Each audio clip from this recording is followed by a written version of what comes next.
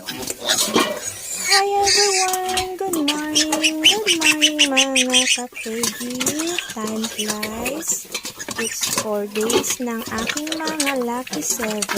Ito ay prosperity na anak ni Bless. Si Bless ay very, siya natin na hindi siya caring na mommy. So, nilagay na namin dito sa crib yung mga piglets dahil si Bless ay nangangagat. So, nandito na sila so far.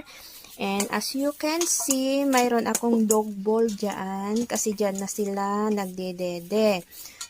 Tinuruan ko na rin sila na uminom ng gatas dyan sa dog bowl ko. So, yan ang ginagamit nila para makainom ng gatas. So far, today is ika-4 days na nila. And okay naman. And hopefully na mabuhay silang 7. Kasi yung mama talaga nila is masungit. Kaya siniparit na lang namin itong mga anak.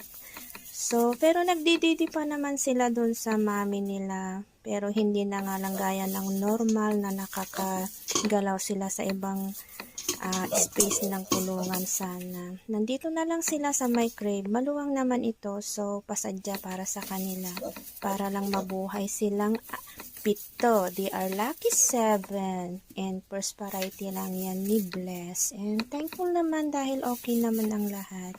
Thanks guys for watching. And hopefully na I can share many more videos sa inyo lahat sa update ng aking lucky 7 na piglets. Have a wonderful day everyone. Enjoy mga ka-hog racer, mga ka-farming. Bye!